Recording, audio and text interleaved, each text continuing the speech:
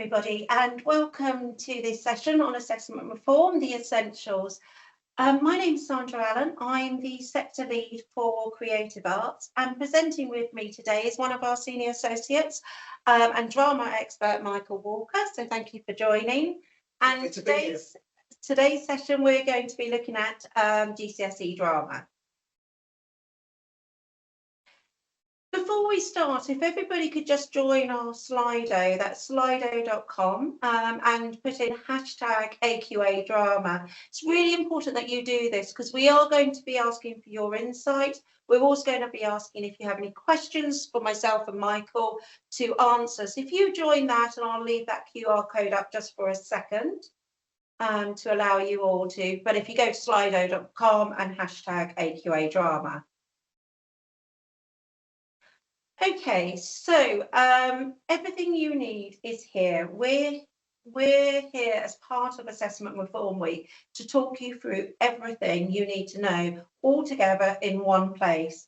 It's a dedicated week and we're going to explore what these changes mean for learners, subjects and schools. So it's been quite a week so far. So far, you hopefully will have already seen on Monday that we've had a kick-off webinar looking at reform more generally and what it means for you. Yesterday was a great day. You would have seen, hopefully, again, that via a video podcast, what reform means for your schools. This was a real conversation with school leaders on what really matters now. And as you know, today you're here with our experts and we're really looking into the subject, what we know, what we don't know, and gathering your insight, which is so important for us to go on this journey with you. And that's not it. We've also got a couple more days, and then we've got for the rest of the week, tomorrow is all about how we can support you with a look at the support that's available to you.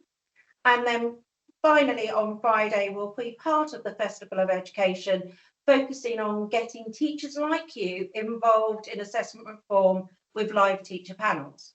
So quite a week, a very exciting one. So assessment reform, let's start sort of talking about probably a little bit more about what we don't know, but that's okay. So the key message here is lots of things are happening in this space, but it might seem really, really quiet. And I promise you it's not. It's really busy. So education reform is underway. The curriculum assessment report was released in November. And some of the main changes that the curriculum assessment report highlighted was talked about. This is a reform about evolution, not revolution. It talked about reduced exam time. Our poor students are in examples constantly. They talked about financial education, a diverse and inclusive curriculum. They talked a lot about triple science, digital skills, oracy. And then they talked about the one thing that I absolutely loved. I think I'm a bit of a geek. I've read this report so many times. And the word creativity, the word arts, creative arts, drama just came through. I don't think there were many pages where this wasn't mentioned, and that is just a dream about a broad and balanced curriculum, because Michael, myself, everybody in this room, we are so passionate about our subject, and we do know that lots of changes have happened and there has been some impact, and I think this is a real positive first step to sort of bringing back the importance that drama really is. There's a look at a rethink of resets, and there's a look at the coursework, the non-exam assessment being valuable as it should be. And Michael's going to talk a little bit about assessment and what we want to see. So what's not yet confirmed? We don't know the timing of these consultations, and there's going to be two phases. There's going to be phase 1 and phase 2, and I'll get onto that in a second. And we don't know yet whether drama is going to be phase 1 or phase 2. So let's have a look at these timelines. So what they've said is we've got the consultation on the national curriculum. It's expected now. The final curriculum will be published in 2027, and that will be first taught in 2028. And then we have the two phases that I mentioned. So phase 1, first teaching 2029 and first assessment 2031. and then phase 2 2030, and first assessment in 2032. And then we've got the A levels with very similar timelines, just moving on by 2 years. And one of the things, again, I really like is that at this point we are reforming GCSE first and then A level, and I think that progression is really going to help. And there's a lot about progression in the curriculum assessment report, and I think doing it this way is just going to be better. Now, these timelines look like, oh, it's 3 years away. It really isn't. We need to be working now. It's going to take us time. It's going to take the Department for Education as we go through the subject content, the assessment requirements, which I'm going to talk about next. People always say to me, why do AQA do this, or why do AQA do that? And we are governed by Department for Education Ofqual in certain ways. So I thought it would be useful here to look at the sort of landscape. So we've got the Department for Education. They provide that subject content. And that is, what do our learners need to know? What do they need to understand? What do we need to be assessing them on? You then have Ofqual, they're our regulator. And they will be looking at, their consultation will be about, are the assessment objectives, how we're assessing. As we know, we've currently got 3 components. We've got 60-40, potentially we were saying earlier, more of a 70-30 weighting. So that's all set by Ofqual. We then have JCQ, and they set those common exam standards. And then finally, the exam board, so ourselves at AQA. And what we'll be doing is obviously designing and delivering a specification and a set of assessments ready for you to start teaching. Plus a lot more. It's really important that we support you. So ideas around what resources, what support you need is really important to us, so we can just go together on this journey as we create these new qualifications. Okay, the consultation process, what does this look like? So as I've said, Department for Education, they produce the subject content. And before that subject content is finalised, a draft consultation will go out to the public. AQA will be working with the Department for Education on these drafts. We'll be having lots of discussions, and this is why your insight is really important. Your voice becomes my voice, and that voice then goes to Department for Education and Ofqual, and I really will champion your ideas, your thoughts, what you want to see. And this means that absolutely anybody can submit their response to that consultation. So that's parents, teachers, students, practitioners, anybody. And AQA will also be responding, even though we've had pre-consultation discussions. The Department for Education will consider these responses, and they'll publish their final version. At the same time, roughly at the same time, Ofqual will be looking at the assessment requirements for drama, and they will also go out for a public consultation. And again, absolutely anybody can submit their response, and they will consider those responses and publish the final assessment.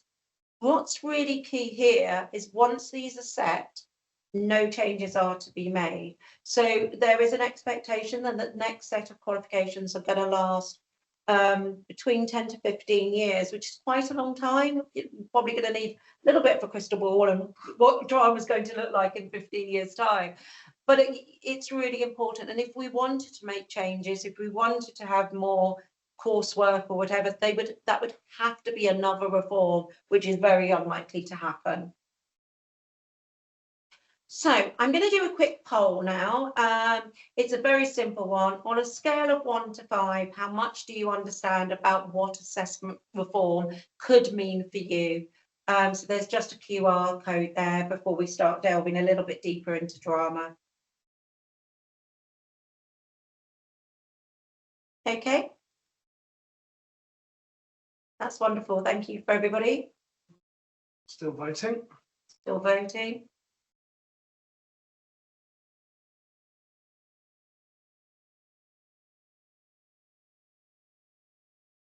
Okay, there's lots of understanding coming on, some in the middle, and hopefully this will change by the end of our session. Fingers crossed. Fingers crossed.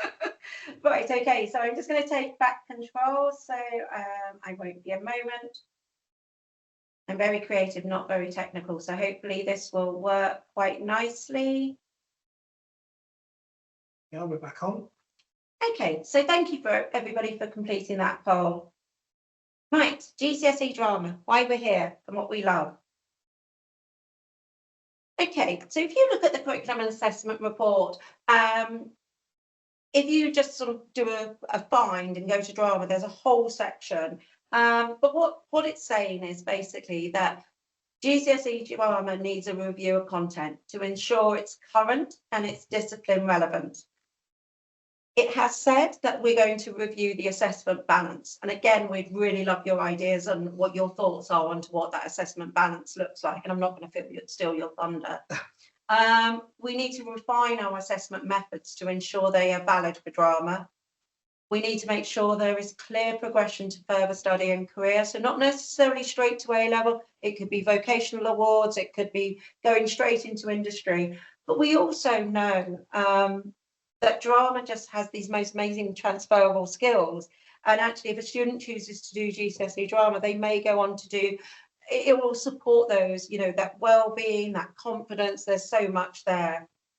There's an earlier curriculum clarity and progression from the sort of the earlier key stages that need to be looked at, and that clarity on what is essential knowledge and skills.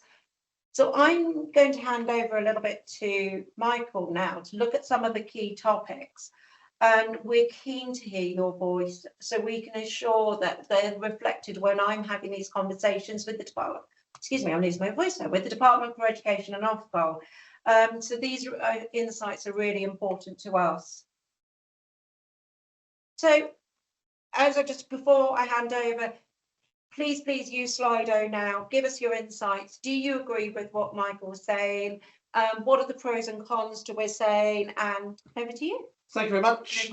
In the event that you haven't used the QR code, I believe in the chat there is a link on to join Slido. And please do, as Sandra has said, put any comments in there. We will have a look at those all at the end, which will help us in the process of reform. So hello, everyone, and good afternoon. So drama. Why do students choose drama?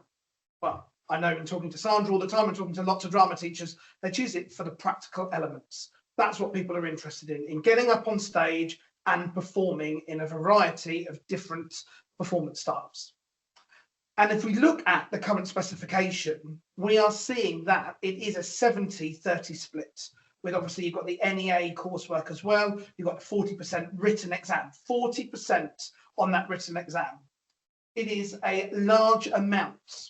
And we are acknowledging that as an exam board, that we're saying, actually, is that right? Do we need to continue with such a heavy weighting on the exam? Or are we saying we need to remove the exam completely? These are all really interesting topics about what do we focus on in drama. And again, please do put your comments on, and any questions, etc. We will be able to look at those at the end of the session. So obviously, we want to make sure that drama GCSE that we offer at AQA has skills that students will be able to use in the real world. And it's looking at lots and lots of opportunity, because we know that some students will like the practical side, and that will be the acting, also the design side. And we also know that some student strengths will reside in the written element as well. So it's making sure that there is a balance and opportunity. That's really important. The question is the weighting right? And that's something that I think that we have lots and lots of drama teachers asking about the weighting. Is this right? Should it be changed? And also the amount of written work, as you say, within that NEA, are we assessing a clear and simple assessment? Yeah. And the burden on yourselves and the students. And that's something that we have heard a lot of from sessions that we've done online with drama teachers about, and I think Sandra used the correct word there, a burden on teachers with the NEA and the demands of that NEA, and actually what are students actually getting out of it? Is it something that we want to continue with? Is it something we want to change? Is it something that we want to slim down to make it, actually we do think it's important, but not to such a large scale as it is at this moment in time for the students and the teachers. It's really important that we get that balance right. We also want to make sure that, I suppose, assessment methods should be valid, fair and clearly aligned for what students are taught and do in the subject. And that is, if they've chosen drama, do we want the main route to be practical? And if it is practical, then we need to change the weightings. And as I said, is it that we don't have a written exam? Is it that we slim down the duration and what is asked in that written exam? So is it possibly, instead of the 32 marker on live theatre, we cut that down to a few smaller mark questions? Do we remove it completely? And Just out of interest, do you though think that having some form of theory will prepare them better for A levels? I think it is the current A-level specifications, obviously they will be going through reform as well. Of course. For the current A-level specifications, I think, yes, that theory is needed. And I would hope that theory still remains within the specification, but the weighting is reduced. And then obviously once it's kind of using a wonderful teacher term here, but scaffolded, is that we reform the GCSE, we look at that, we use that as the blueprint for what the A-level is. Because I'm sure that lots and lots of you have studied drama, you studied drama at university, and you're thinking, actually, we didn't do a timed essay. We didn't have to do any timed essays in my degree at all. It was coursework based, it was vivas. Is that the way that we look at how we assess students at A-level? So again, that's really, really interesting for the future. But I think we need to keep in mind what we do to GCSE for the A-level. But I do think that we shouldn't water it down completely to have no theory, because actually we want students to understand the impact of the process of rehearsing. We want to know why something is effective or not, or how they would communicate meaning. But again, it's how that's done, how that's assessed, and the weighting, which I think is key.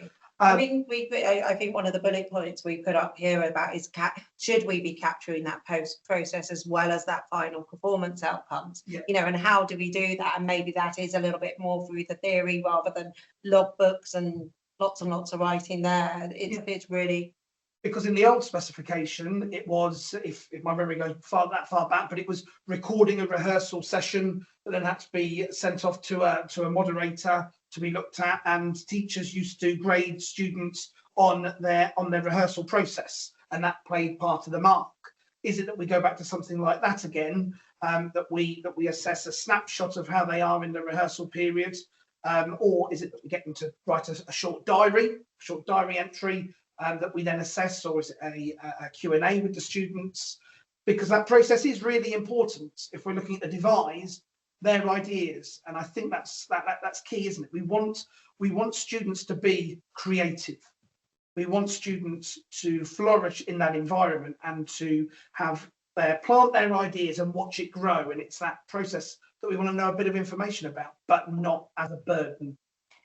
just sort of interesting. It'd be really interesting to hear your thoughts, but obviously everybody else in the room. You know, drama has 3 components, which a lot of qualifications only have 2, and that's a lot of assessment. You know, are our students really getting the opportunity to enjoy drama as just enjoy drama for what it is in year 10, and then sort of start worrying about assessment? But I feel that I get the sense that where we are currently, 3 components, quite a few tasks, visiting exam, moderation, and a theory, that students are really kind of joining year 10 and almost starting that assessment process a bit too early. Oh, without a doubt, especially where we now have most schools doing a mock in year 10, a mock in year 11, sometimes 2 mocks in year 11, and that can take out a large chunk as well.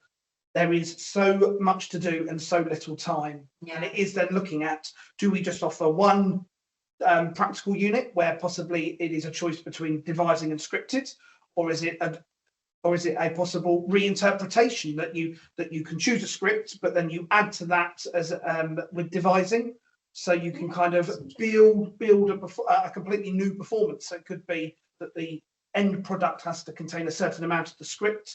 That could be quite interesting. So you're combining both of those 2 units together, which I think could be quite nice, because it is intense. I think devising without the coursework, I think that's doable, but it's then devising with the coursework. It is a lot to take on, especially when the scripted can only happen from January to May. So that then limits when you can do that. And actually, some people could argue that devising is a lot more difficult than scripted, Yeah. because you have got to come up with those ideas, and creating drama is quite difficult. Whereas with a script, once you understand the playwright's intentions, you understand the character, you understand the style, bringing that to life is slightly more accessible. Yeah. But of course, the devised is done before the scripted. In most cases, some centres do not, because they will do in the January window absolutely. then. But yes, so it's food for quite, yeah, thought. I think that there's that sort of parity. I mean, we want to make sure, and the Department for Education you've talked about this clear and simple assessment, and I think what's really important now is that we are never going to have the perfect spec, because not everybody in the drama community are going to agree on what the perfect spec is. But the most important thing about all of these insights and your ideas and all of everybody in the audience's ideas is that we can just share this, and we can start to influence as we really need to. I mean, we've looked at clear and simple, but I mean, do you want to talk a little bit more about sort of assessing what's the right things? Yeah, so assessing the right things is really important, because obviously students, I'll go back, I will repeat myself multiple times, so apologies everyone, but we want to make sure that we are assessing, what students, the larger assessments capture why students choose drama. So that love of learning of drama continues, flourishes, and that we see that transfer from GCSE, we see that progression from GCSE to A level, and that's really key, because we know that we lose students sometimes from GCSE drama to A level because it's not what they thought it was going to be. So it's making sure that we kind of get this right on this occasion, and obviously putting our opinions forward to the DFE, and sharing that, and obviously with your views and opinions as well. I'm a drama teacher myself, I'm a head of drama, so I know exactly what it is like. I'm on the rock face, I'm there, and I share the worries, the concerns, the joys, and the celebrations of students in drama. So if we look at assessing the right things, so assessment should prioritise, we believe at AQA, should prioritise practical drama skills and performance understanding. So that means that we are really wanting greater emphasis on the practical, and that is key. And as Sandra and I have discussed here today in front of you, but also beforehand, is that just one unit, and actually it is worth double the amount, say for instance. Likewise, with performance understanding, how do we assess that? Is that again through the rehearsal process, or is it that in their written exam, possibly like in the old spec, where students have to write about their own creative journey, how they came to their end product, what decisions they made, what rehearsal techniques they had to use and apply, and the examiner then is able to see that process, and it is then personable. It's their experience that they have a vested interest in, which I think is really, really important for students, because they are, we know that students love creating drama, and they are very protective about their own process and what they do on stage. But actually, if they get to write about that, I think it will be really, really insightful, and it'll be more interesting for them, because they're writing about what they have done and what they have loved. I think that's really, really nice. Also, we do believe, and we are seeing a lot more in assessment now, of the design route, which is absolutely fantastic. It is something in my centre. How many did you say you've got? So I've got in my, we do a 3-year GCSE, and next year I'm going to have in year 9, because we're offering an acting route and a design route, we are going to have about 34 designers, which is absolutely fantastic, which is really, really exciting. And that is costume, set, lighting, sound, and puppetry, which is absolutely brilliant and really, really great that we are, I believe, the only example that are offering puppetry. We are continuing to do that, and it's great, just that other extra element, and another route that students can take. Because actually there are lots of students that will like the practical side and the creative side, which I found in my centre, but they don't want to perform. So we need to make sure that we are continuously or continuingly, with the new specification, offering that platform for them and giving them more support. We're giving them great support at the moment, but even more opportunities in how we can build that in. At the moment, it's one costume designer per group. Is it that we can add 2 costume designers per group, which again will be really, really interesting and open it up. Just talk a little bit about set text before we move on, and just really sort of, Do we need them? How do we assess them? How do we make sure we sort of have that broad and balanced range of set texts, especially when I've talked about a qualification that's going to be lasting 10 to 15 years? Just wanted to see what your thoughts were around that. I think it depends. I think the set texts are nice. I think set texts are really, really nice in being able to kind of understand the text, understand the playwright's intentions, and then communicate meaning. I think that's really nice. And with the set texts, they're a great selection. AQA is amazing in that it hasn't really changed many, it's added to them. We've got some real popular ones on there, and I think it's great. And for me, I would like the set text to stay, or some form of looking at a text. So it could be a short anthology, or it could be that actually centres themselves can choose their own text. And then they write about how they would bring that to life, say for instance a scene from there. But I think understanding a text is really, really key. No, I agree. And looking at it from an actor or a director's perspective possibly as well. I think that's great. I think it's also great with what AQA do, in that the design, if you want to, is just a full marker. There's no more than that at all, which I think is really nice to support what the large majority of our students do. It could be that we offer more design questions. So we have students that could go down an acting route or a design route possibly in that, but looking at a set text of either the exam board's choosing or of a centre's choosing, and therefore it's a more open-ended question on how would you bring a scene to life of the text that you have studied, which again would, there's lots of plays that teachers will love, that they are really passionate about, and obviously AQ, I think there's a great wide variety there. I'm not going to be able to remember now if there's 6 or 7 plays, but whatever it is, there's only 6 or 7 or 8. There's only Blood Brothers. There's only Blood Brothers. Sorry. And from that, they're great, but again, a small selection of all the other plays out there. So again, it's how that exam is structured. But I do think there should be some form of text and bringing a text to life, whether or not the exam board choose or we choose as teachers. And it'd be really good if you can carry on popping things into Slido and just letting us know. I'm just going to move on a little bit, just sort of very conscious on time, but we want to talk about the real modern world. So yes, in the modern world, I mean, we have got a wide range of practitioners that are out there. More and more are coming onto the stage, which are absolutely brilliant and offering completely different styles, and also a combination. So a fine example is that Splendid in combining lots and lots of different styles there, which is great, that you are able to use as teachers. What is amazing with AQA, and we have no intention to, is it that you want a prescribed list of practitioners that you have to choose from, or keep it as fluid and open as we have at the moment, which again is really nice, that we do not state you have to use a practitioner or a style or a genre in the devised module. I quite like that, to have that freedom. And then you are able to get those kind of, well, I saw this local theatre company that were absolutely amazing. I want to make sure I can keep on using those that may not be on the spec, because the spec is, say, 9 years old when we're really into it. So I think having that open choice for practitioners is really, really important. Also about the styles and topics that you're able to choose. We have lots and lots of new topics that are coming into the world.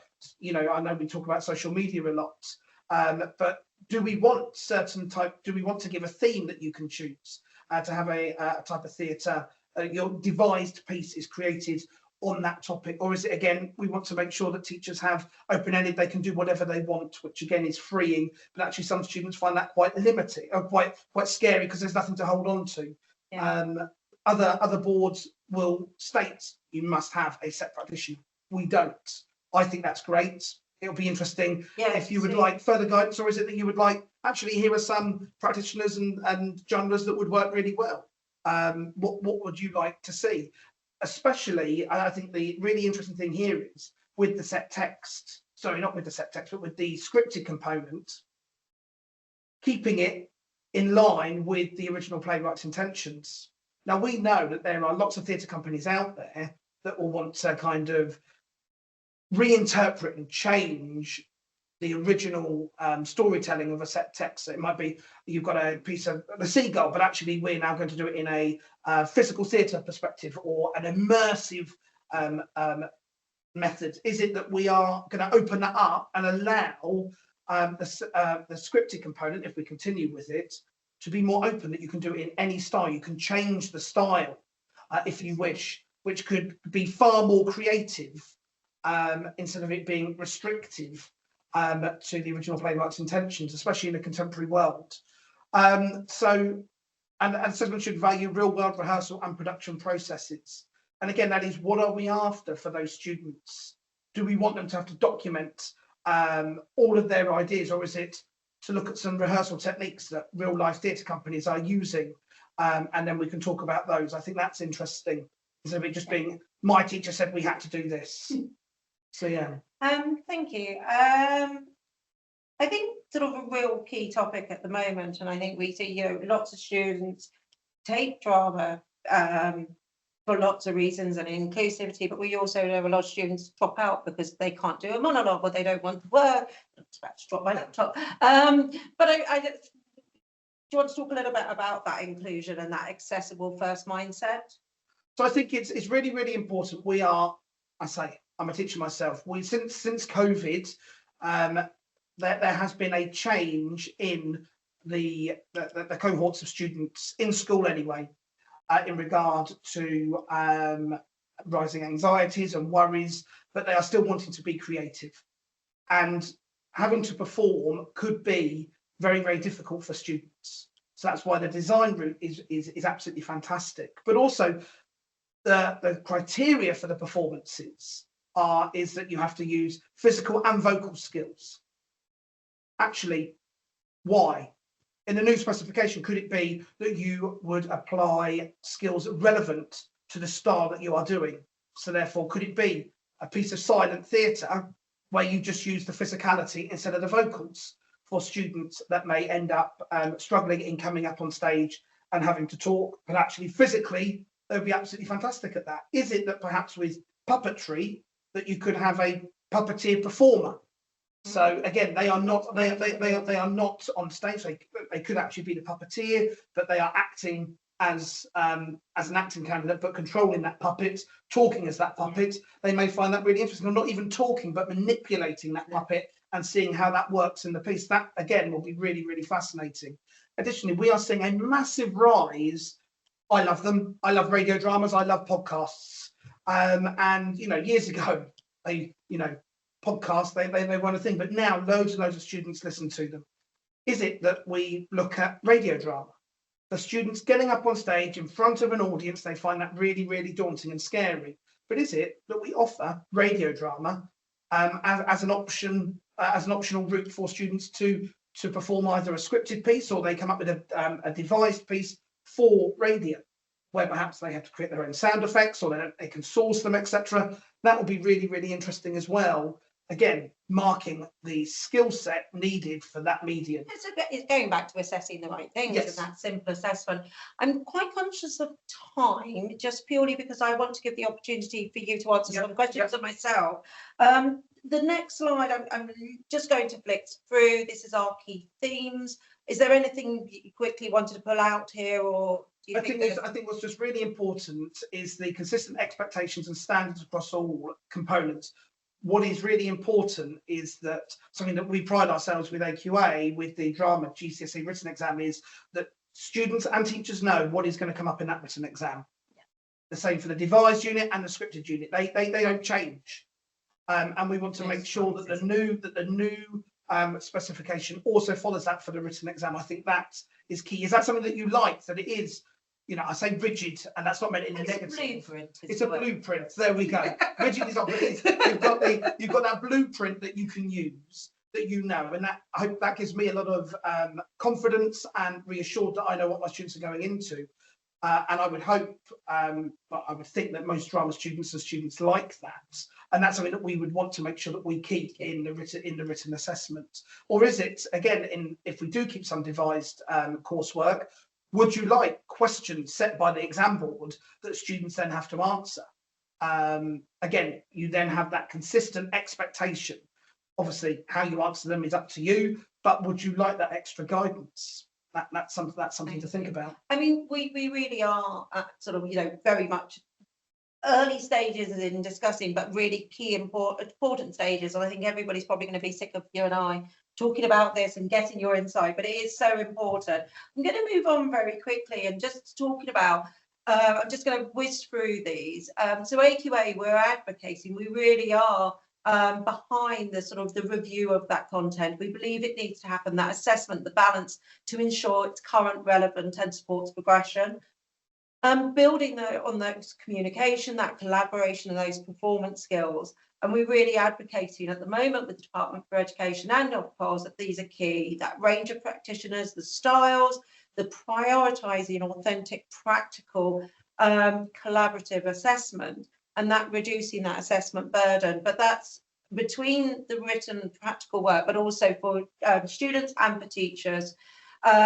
Those are written demands we've talked about, and we want to ensure that GCSE drama is a clear, consistent and manageable qualification for all.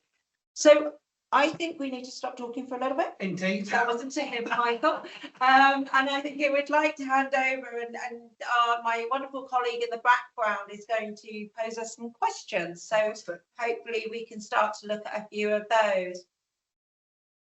Can we be more like art or graphics GCSE, no written exam, NEA, final report? It's really interesting. We were talking exactly, so I feel like we've got camera in the room. Yeah, I mean, it's a really interesting question, and it would be one that we would be having those conversations with the Department for Education and with Ofqual, particularly Ofqual, who are setting that NEA balance. I think there is a key question there around, is there an element, a smaller element of written assessment that's going to help us progress? Is there likely to be a change? Yeah, I mean, that's what we need to be advocating for. Yes. That Ofqual consultation, and AQA will keep you updated when that consultation comes out. That will tell us what that balance is. If you're not happy, have your say, please. Really, really important. And I don't know of any drama teacher that is happy with that balance at all. So it is really, really important. There might be one out. They may want more theory, but yes, there wouldn't be many. I really like this next point with the live review and combining that in with the divisor, because you are right that students at A level do need to mention that in how the live theatre has influenced their piece. And that then makes it more meaningful, doesn't it? That they are looking at a piece of live theatre, saying how it would influence them, and it's more interesting. And it is something, again, just with the live theatre we were discussing earlier, is that actually, is there a requirement that it has to be a live theatre, or could it be recorded? So that's again something that we are thinking about in the background, that obviously live theatre is great, we can't take anything away from that, but actually the accessibility of it, the affordability, etc., and actually is having the recorded that you can watch in a class over and over again, makes it a lot more accessible and supports the students. I mean, the next question is quite interesting. Can we eliminate moderator marking to lessen the workload? Again, this will be something that's set by Ofqual, so we have our internally assessed component 2 and our visiting exam, so keep an eye on that. And again, this will be set by that sort of rules and regulations side of things. I find that students love drama exam. It's often favourite exam. I think section C needs reworking. I had thank you, and I that would be really great. And I think one of the things, I had an email in from a teacher who actually rewrote the whole exam paper for me on the assessment. It's absolutely wonderful. There was great insight, and we will be using all of this and lots of these examples. I think we're talking about the sort of waiting again and trying to showcase everything in just an hour and 45 minutes. And I think that's where we talk about particularly that curriculum and assessment review around that burden, how long students are, I think an hour and 45, but maybe with less content. Yes. And less waiting. Yes, the content is immense, there's no doubt about it. Yeah. The question, okay, is really useful, but the current weighting seems really unfair. Yeah, again, no kind of surprises there. I think a subject where you can be successful even if written work is not your strength. That said, how much will be dictated? The current specs. Oh, yeah, you will see that all exam board specifications, layouts are the same, because going back to what I said right at the beginning, we are the kind of last point, even though each exam board are influencing, we have to create specifications and assessment models based on those consultations, and that's why it's so important. And believe me, I will be telling Department for Education and Ofcom and sharing this insight to influence what that content looks like. But have your say, they will listen.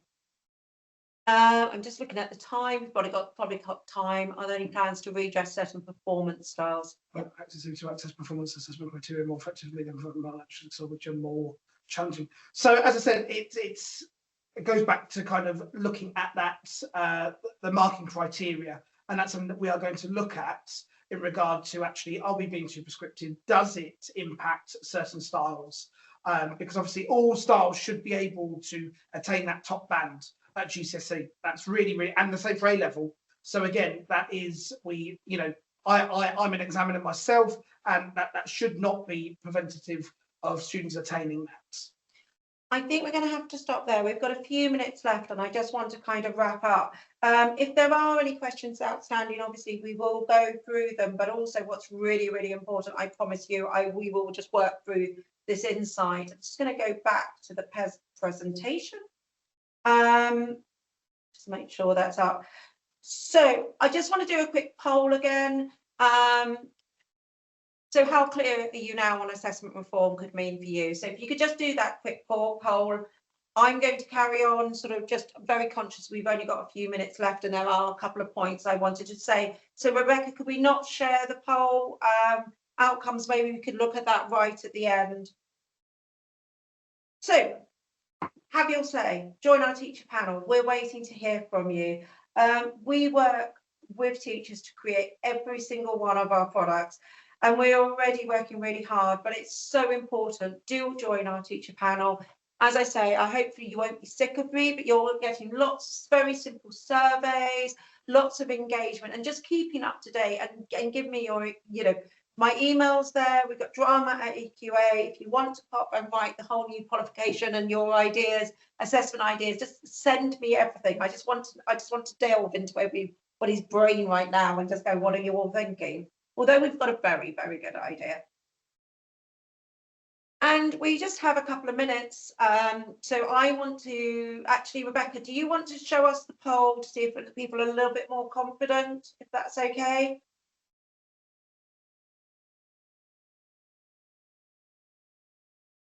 Hopefully Rebecca's, there we go. There we go.